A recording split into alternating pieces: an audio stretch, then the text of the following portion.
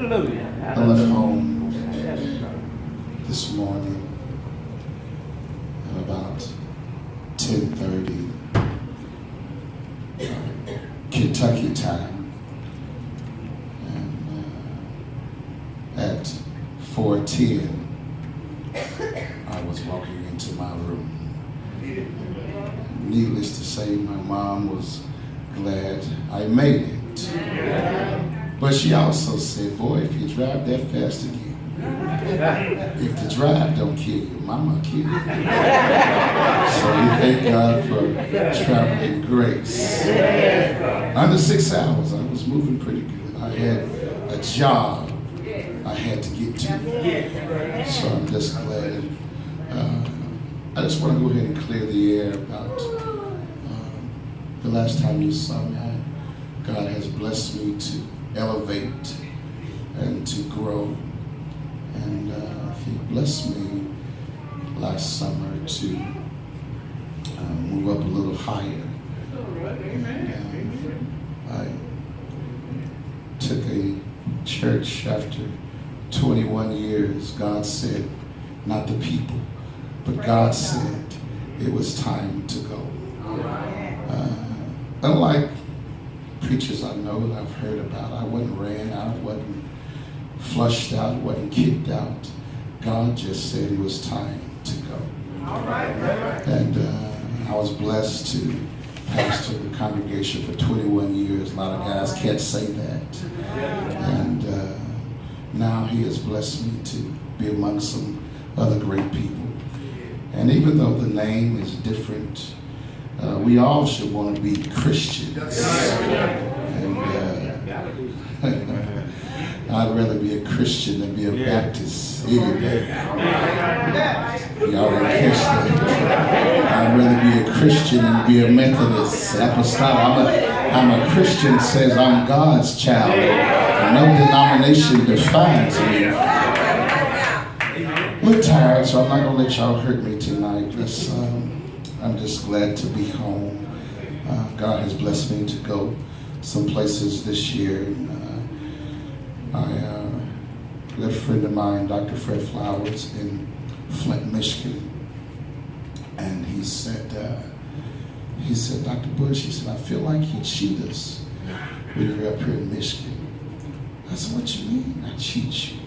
He said, man, I seen a video or a Snapchat or something of you down in Alabama. He said, man, you don't do that there when you go to Michigan. I said, it's just something like about being home.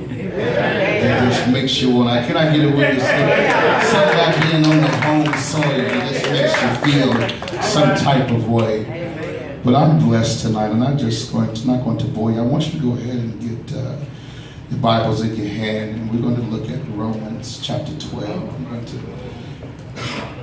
try to get these vocal cords and stuff together, but I know he will bless me. Y'all just take your seat right now. We're going to get there. I just wanted to share with you Romans chapter 12, verse 2a. Now you can stand. We're just going to look at the A clause of this particular letter that Paul wrote to Romans. I'm just so glad to be something about coming to Alabama. God has blessed me to. You know what I told Dr. Flowers in return? I said, you bring me to Michigan, you put me up in the Hyatt. And I sent him a picture of my room today. I said, you see my refrigerator? Y'all don't do that when I'm in Michigan. Y'all don't give me no. And he's my good friend, and he laughed about it. He said, Bush, you wrong. But who says God's children can't be humorous? Yeah, some of y'all too serious, all the time. It's all a laugh. Some of y'all ain't smiled yet. I've been standing up about 3 minutes. You still being funny. The fact that you standing ought to make you smile. I wish I had a witness in here. Let's look at what Paul is saying, and we're going to move forward. And it says, and be not conformed to this world, but be ye transformed by the renewing of your mind. And I want to stop right there. I just said the A clause. We're going to hold off right there on this first slide. And y'all just, I tell you, I pulled up. I just felt so special. And thank you all for coming tonight. I want to share with you tonight on this first slide. I want to talk about I need to clean out my closet. I'm talking about me now. Your closet might be fine. I need to clean out my closet. Matter of fact, some of y'all ought to turn to your neighbor and say, neighbor, I don't know about you, but I need to clean out my closet. You see, the problem is we worry about too many other folk closets. And our closet is overflowing. I wish I had the witness here. How many know tonight that Satan is a dirty fighter? He never fights fair. He's a dirty fighter. And whenever he decides to launch an attack upon one of the children of God, there is nothing that he won't do. There is no place that he won't go to destroy, to discourage, to disrupt that which we hold dear to us. And that should be our relationship with Jesus Christ. I don't have a religion. I'm not bound by religious traditions or dogma. I'm not tied and bound up by religious fervor. No, that doesn't define me. I have a relationship with Jesus Christ. In other words, he is in me and I am in him. And that relationship is, believe it or not, my most prized possession. I love my wife, but I love Jesus more. I love my church. Still love my old church, love my new church, but guess what? I love Jesus more. I try, and some of y'all make it so hard. I try to love everybody. I wish I had a prayer church here. I try to, some of y'all don't make it easy, but I try to love everybody, but guess what? I love Jesus more. Nothing is more important. My relationship is not based on what God has done or can do for me. That's why some people can't understand some of you. They don't know there's a priority often underneath the skin. And that's why they can't shake you from the church. That's why they can't run you away from worship. That's why they can't scare you from praising God. See, they can't roll their eyes enough to stop you from raising your hands. They don't understand that this St. James is not this building or not this brick and mortar, but the church. My relationship, and I plan to worship. And I want to come in here tonight to suggest that Satan and his demons are out there. And in some cases, in here, I ain't got no help. You know, see, they want, if I'm going to prepare for what I'm going to believe is going to be an awesome year this year, I have to prepare myself for Satan. See, it's not the stuff on the outside that messes you up. It's not the clothing that messes you up. It's not the kind of Bible that messes you up. But it's the stuff that's in your spiritual closet. And now allow me to rename it for me. I'm talking about your mind, in case you ain't figured it out yet. There's some things in your mind that needs rearranging, that needs organizing, that needs cleaning up, that needs vacuuming, that needs dusting. Come on now. The mind is what Satan is really after. And he'll mess around and have you spiritually paralyzed for the rest of the year. I ain't got no help in this church. He'll have you living beneath your spiritual privilege. He'll have you confused for the rest of the year. If he can just get into your spiritual closet. The mind, after all God has done for you, after all the progress you made spiritually, Let's think about it. There used to be a time you wouldn't come to church. Y'all can fool me if you want to. There used to be a time you wouldn't come to Sunday morning, much less revival on Monday. But because God has blessed you and because of what He's brought you through and the mountains He brought, I wish I could have been at church tonight. The things He brought you over, you can't help.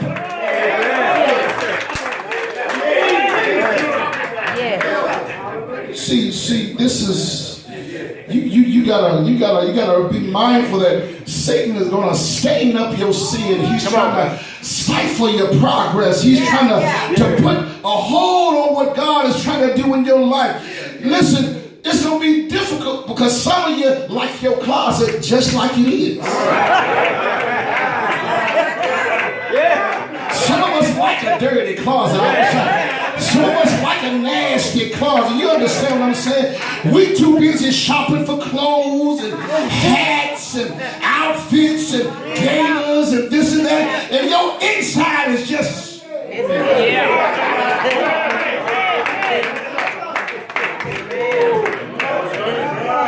The closet needs some attention. When I was a little boy, we were kids, so we would have company. The first place.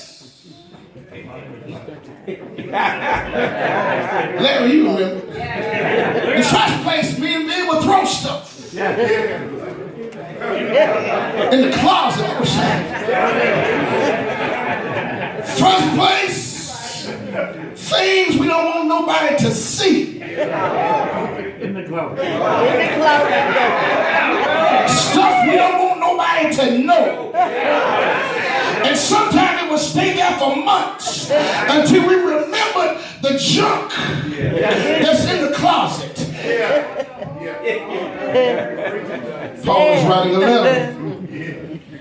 He's writing a letter. He said, this is going to hurt. But there should be a distinctive difference between your walk before Jesus. Come on, man. Come on, man. Come on now. And your walk after Jesus. See, in other words, you're so worldly that people can't even tell the difference between you and the world. I come to tell you tonight that what works in the world won't work in the church. What works in the world should not be what you seek after. See, don't get excited about the world's standards and what makes them happy and all of their caught up in. Don't get excited. Don't get excited. Listen, I'm not ready to lay down to worldly standards. I'm not ready to get my eyebrows pierced, my nose pierced, my lip pierced, my tongue pierced, my chest pierced. I'm not ready to get high in the morning, stay high in the afternoon, get high going to bed. I'm not ready to be mad in the morning, grumpy in the afternoon, and angry at night. I wish I had some help. Back in the day, some of us had no problem going to parties, drinking. Y'all remember them house parties? Those blue light specials. Come on in here. I wish I had a witness. Y'all said you could excuse me. I didn't really mean to offend you. Maybe it's just me that only. But you remember those times when you used to go to parties, drinking, chasing, getting high, rolling. And to tell the truth, some of us had fun.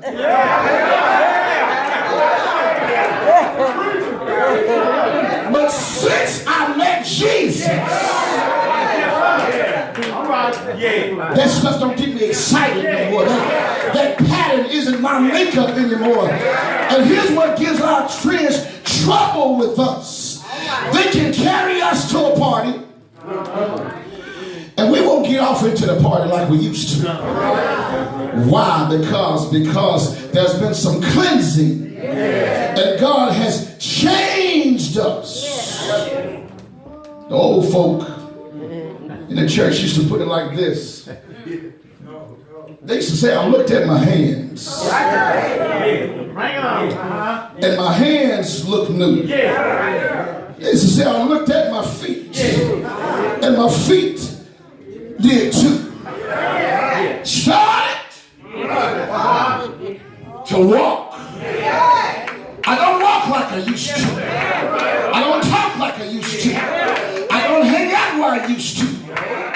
I've been changed. My spiritual closet has gone through a makeover.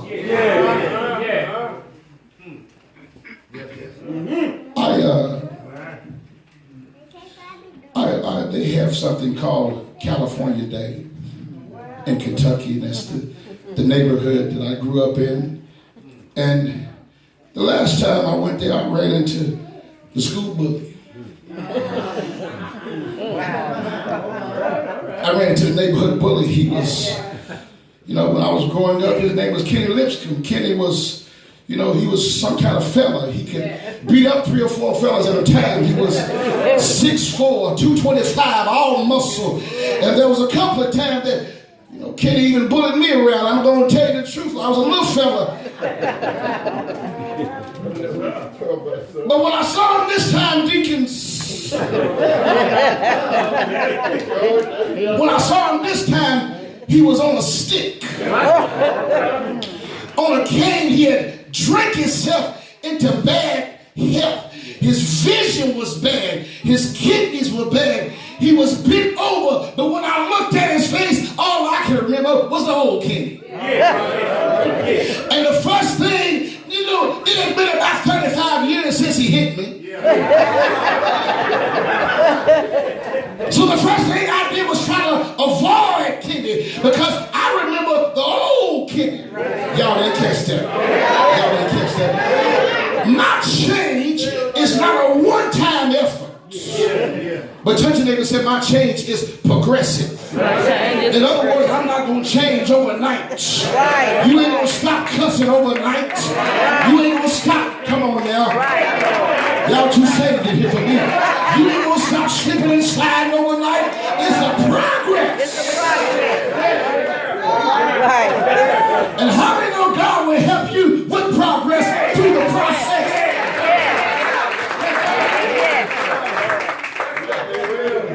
The great thing about change is that other folk can see the change in me. The Lord can see the change in me. But I need to celebrate the change that God has made. In other words, Paul says, my change comes when I renew my mind. And the word in the Greek means a reconnection. In other words, your mind has been discombobulated, disconnected, broken away from what God would have for you. For example, when a power plug and the power source are separated, nothing can get accomplished. But when the power plug meets the power source, oh shucks, now you got some renewal. I ain't got no help in here. When a car and a car key are separated, you can't go nowhere. But when the key meets the ignition, I wish I had some help in here. When a recipe is separated from the cook, no food, no good food anyway, can be produced. But when the recipe meets the cook, that's renewal. And the reason I celebrate is because when my soul met Jesus, that became renewal. When my life lines up with his will, that's renewal. When I fall in line spiritually, that's renewal. I'm celebrating for the past 30-something years because I've been experiencing renewal. I heard a songwriter say every day is a day of thanksgiving. Every day is another opportunity to read his word. Every day is another chance to walk like he wants me to walk. Every day is one more day to give him the praise. Every day is another day to say thank you for not just one thing, but for all you've done. Is there anybody in St. James tonight that will help me celebrate? I'm not celebrating that I was a victim, but I'm celebrating because I got the victory. Listen, I'm celebrating because the car wreck didn't kill me. The divorce didn't destroy me. My problems didn't drown me. My troubles didn't choke me. I'm celebrating because God is a good God. And every chance I get, I steal away and I tell him thank you. I'm grateful tonight that God brought me down the dangerous highways in the midst of foolish driving.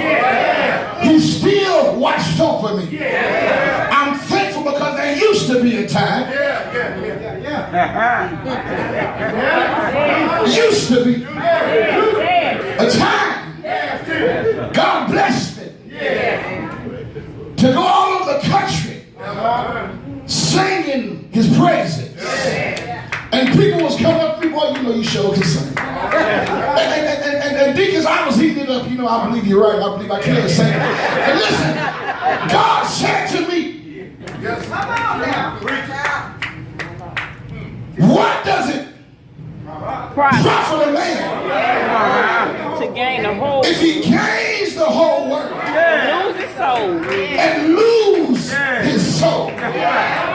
Oh, I come from Kentucky to tell you once again, God is a good God. A God that cannot be unmatched. A God that cannot be duplicated. But he's good enough that when I need him, all I gotta do is call on him. And you ought to be able. See, when God changes your mind, you're able to see things different. You'll start doing like an old lady that went to this little country church.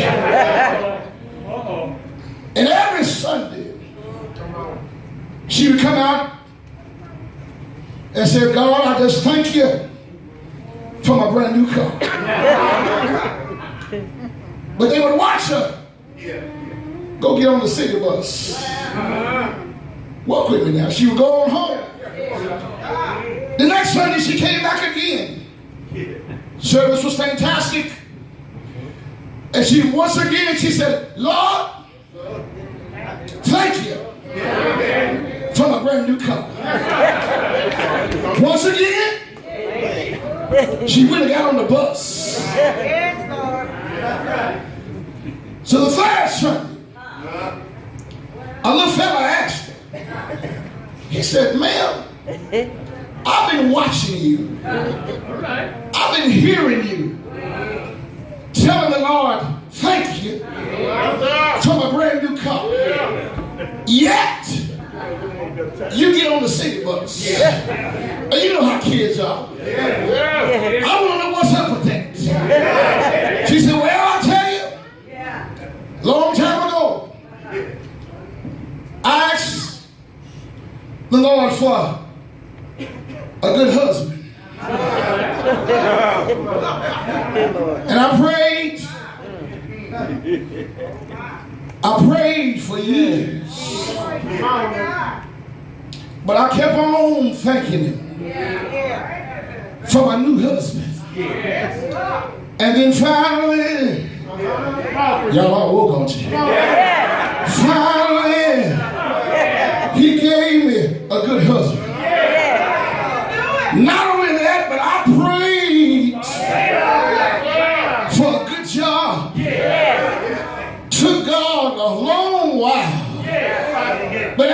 a few years, he finally gave me a new job. I asked him for just 2 children. He blessed me with just 2 children. After about 6 years of praying. It took him a while, but he finally gave me 2 children. So I'm telling you, I have learned that anytime you deal with Jesus, he may not come when you want him, but he's always on time. And the reason I keep on asking and thanking him for my new car, because I know just like he did when he gave me my husband, it took him a while, but he finally gave it to me. It took him a while to give me that good job, but he finally gave it to me. It took him a while to give me 2 children, but he finally gave it to him. And I don't know how long it's going to take, but I'm going to keep on thanking him in advance for what God is going to give me. Is there anybody here that will just tell the Lord thank you for something you don't have? You've been praying for a long time. You cried so many nights. You stayed up all night long, but somehow you kept on waiting. And soon God is going to give you what you asked for. Can I get a witness? God is there only somebody that can be late and still be on time. You gotta give him some praise. High five your neighbor and say, neighbor, if you want to know what healing looks like, look at me. Say, neighbor, if you want to know what a miracle looks like, look at me. I come to tell you, I come from a poor family. We didn't have much, but the Lord, I said the Lord,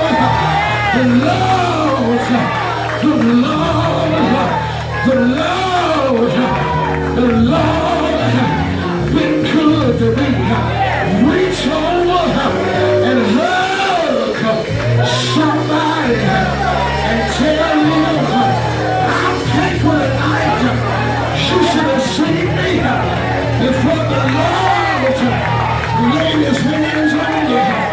Tell somebody, you should have seen me before he laid his hand on me.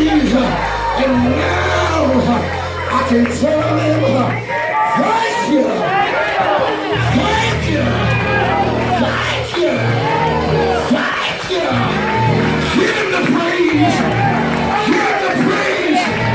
Tell him yes.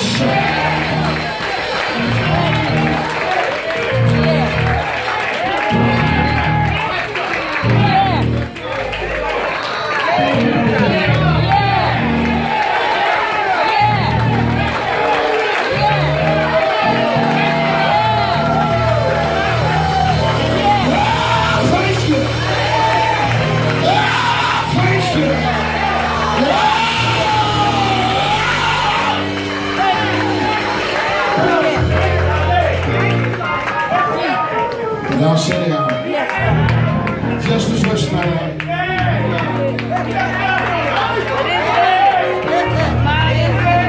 See, if I give it all to you, you won't come back tomorrow. I need about 5 of y'all here that want to give God some praise for about 30 seconds. Some thank you praise. Some thank you praise. Some thank you praise. Some thank you praise.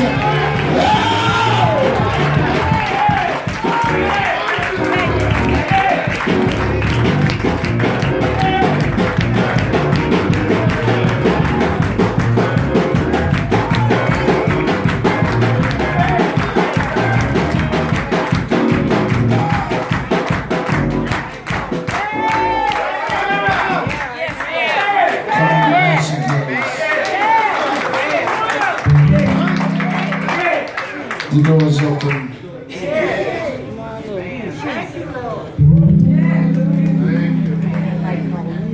Somebody ought to just give him praise.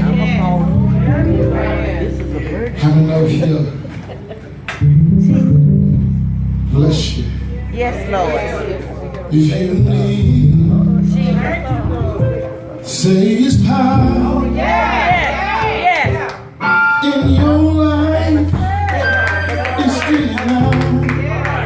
He'll send the blade. Hallelujah. He will. Sing to you. You pray. All you gotta do is pray to him. Hey, Marie, you can call him. In the morning, you can call him. Late at night, he'll send the blade.